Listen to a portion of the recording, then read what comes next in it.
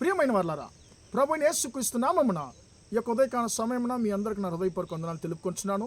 ఈ రోజంతా కూడా మీరు చేయబోయే అన్ని విషయాల్లో దేవుని యొక్క హస్తం మీకు తోడయుండి మీకు జయాన్ని కలుగజేయునుగాక. ఒక వచనాన్ని చదువుకుందాము. లూకాసు సువార్త 1వ అధ్యాయము 37వ వచనం సెలవిస్తుంది, దేవుడు చెప్పిన ఏ మాట అయినను నిరర్ధకము కానేరదు అనేటువంటి మాటను చూస్తున్నామండి. ప్రియమైన దేవుని బిడ్డ, ఈరోజు ఈ యొక్క ఉదయకాల సమయాన దేవుడు నిన్ను నన్ను చూసి ఆయన అంటున్నాడు, నా కుమారుడు నా కుమార్తె, నీకు దేవుడు చెప్పిన ఏ మాట అయినను నిరర్ధకము కానేరదు అనేటువంటి ఒక మాటను నిన్ను చూసి దేవుడు ఈరోజు మాట్లాడుతున్నాడండి. ప్రియులరా, మనకందరికీ కూడా ఒక ప్రశ్న మనలో ఉంటుందండి. నా జీవితంలో ఇది ఎలా జరుగుతుందో, నేను ఆశించేటువంటి కార్యము ఎలా జరుగుతుందో, ఇది ఒక కార్యాన్ని నేను మొదలుపెట్టున్నాను, ఇది ఎలా ముగించబోతుంది, దీని యొక్క ముగింపు ఎలాగుంటుంది, దీని యొక్క ఫినిషింగ్ ఎలాగుంటుంది, బిగినింగ్ నేను ఒక కార్యాన్ని ప్రారంభించాను, అది ఎలా ముగించుతుంది, అది ఎలా ఫినిష్ అవుతుంది, ఎలా అంతమవుతుంది అని చెప్పి మనం చాలా విషయాల గురించి బాధపడుతూ ఉంటామండి. మన జీవితంలో కూడా మన మనస్సులో ఇలాంటి ప్రశ్నలు ఉంటాయి. ఎలా జరుగుతుంది నా జీవితంలో, ఎలా జరుగుతుంది నా జీవితంలో, నా జీవితంలో ఎవరు చేస్తారు క్రియలని చెప్పి ఇలాంటి ప్రశ్న మరియాలో కూడా ఉన్నదండి. దేవుడు తన జీవితంలో చేయబోయేటువంటి ఒక గొప్ప క్రియను గురించి మరియాతో దేవుని యొక్క దూత గాబ్రియల్ దూత మాట్లాడుతుంటే యేసుక్రీస్తు యొక్క పుట్టుక గురించి ఆయన మాట్లాడుతున్నాడు. అమ్మా, నువ్వు ఒక కుమారుని కంటావు, ఆయనకి యేసు అని పేరు పెట్టున్నప్పుడు మరియా అంటుంది, ఇది ఎలా జరుగుతుంది, ఇది ఎలా జరుగుతుంది, ఇది ఎలా జరుగునని చెప్పి ఏమంటుంది. అప్పుడు వెంటనే దేవుని యొక్క దూత మరియతో చెప్పినటువంటి మాట ఏంటంటే, దేవుడు చెప్పిన ఏ మాట అయినను నిష్ఫలము కానేరదు.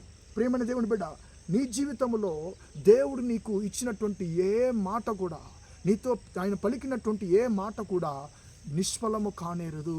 అది జరగకుండా అది ఆగిపోదని చెప్పి దేవుడు నీతో మాట్లాడుతున్నాడండి. దీనికి మంచి ఒక ఉదాహరణము చాలా ఉన్నాయండి బైబిల్లో. అందులో ఒకే ఒక ఉదాహరణ మాత్రం నేను చెప్పాలని ఇష్టపడుతున్నాను. మొట్టమొదటి మీరు చూసారంటే మోషేను గురించి మనము చూడగలము. ఒక స్థలంలో ఐగుప్తు దేశం నుంచి యెహోవా తన ప్రజలను ఆ యొక్క బానిస జీవితాన్ని నుంచి విడిపించి కనాను దేశానికి వారిని నడిపిస్తూ అరణ్యం నడిపిస్తూ వస్తున్నప్పుడు ఒక చోట ప్రజలందరూ కూడా మాకు మాంసం కావాలని చెప్పి మోషేతో గొడవలు పెట్టుకుంటున్నారండి. అప్పుడు మోషే వెళ్ళి దేవుని దగ్గర ఆయన ఏం చేస్తున్నారంటే దేవుని దగ్గర ఆయన మనవి చేస్తున్నాడు, విజ్ఞాపన చేస్తున్నాడు. అయ్యా, వీరందరూ నాకు మాంసం కావాలని చెప్పి అడుగుతున్నారు, వీరికి నేను ఎక్కడి నుంచి నేను మాంసం తేవాలి ఈ అరణ్యంలో అని చెప్పి మోషే దేవుని దగ్గర అడిగినప్పుడు యెహోవా అంటున్నాడు, మోషే నీ ప్రజలతో చెప్పు, 1 రోజు 2 రోజులు కాదు, 5 రోజులు 10 రోజులు 20 రోజులు కాదు, 1 నెల వరకు మీరు మాంసాన్ని భుజిస్తారు, తింటారని చెప్పి నీ ప్రజలతో చెప్పని చెప్పి యెహోవా మోషేతో అన్నప్పుడు మోషే ఆ మాటను నమ్మలేకపోయాడండి.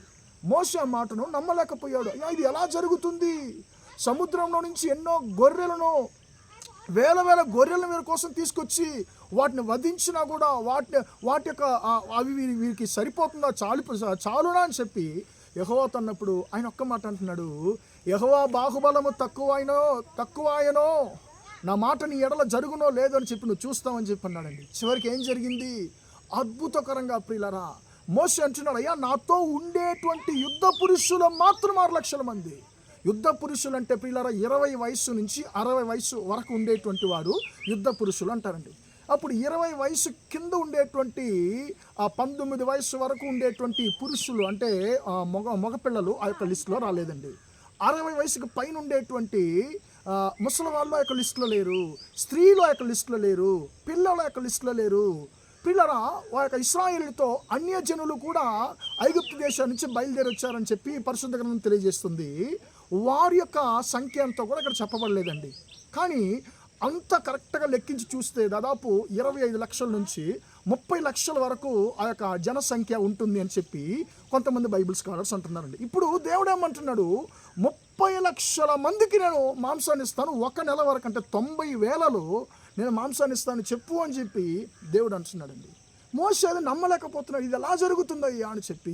ఈరోజు నీ జీవితంలో కూడా నువ్వు అనుకుంటున్నావమ్మా దేవుని బిడ్డ, ఇది ఎలా జరుగుతుంది? నా జీవితంలో నా అప్పుల బాధ తీరడానికి, నా సమస్యలు తీరడానికి అవకాశమే లేదు బ్రదర్, అవకాశమే లేదండి. నన్ను ఏదన్నా ఒక గొప్ప గొప్ప అద్భుతం ఏదన్నా గొప్ప అద్భుతం జరిగితే తప్ప నేను ఈ సమస్య నుంచి బయటపడలేను అని చెప్పి నువ్వు అనుకుంటున్నావు.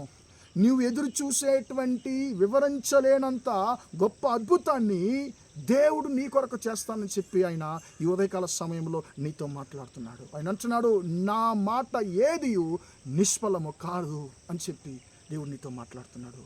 నీ జీవితంలో ఏ అద్భుతం కొరకు ఎదురు చూస్తున్నావో, ఎలాంటి సమస్యలో ఉన్నావో, నువ్వు ఎదురు చూసేటువంటి అద్భుతాన్ని నీకు చేసి నీ సమస్య నుంచి అద్భుతకరంగా యేసుని విడిపించడానికి ఆయన సమర్థుడిగా ఉంటున్నాడు. ప్రార్థన చేద్దామా?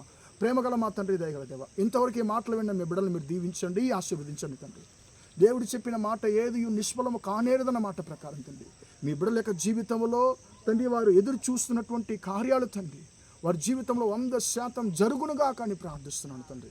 మీ బిడ్డలు ఎదురు చూస్తున్న మేళ్ళు మీ బిడ్డలకు మీరు దయచేయమని యేసు నామంలో ఈరోజంతా కూడా తండ్రి మీ బిడ్డలు చేసే అన్ని విషయాలు మీ హస్తము తోడిన వారికి జయాన్ని కలుగజేయమని యేసు నామములో ప్రార్థిస్తున్నాను తండ్రి. ఆమేన్, ఆమేన్, ఆమేన్. ప్రియులారా, దేవుడు మిమ్మల్ని దీవించి ఆశీర్వదించును గాక. Praise the Lord, praise the lord.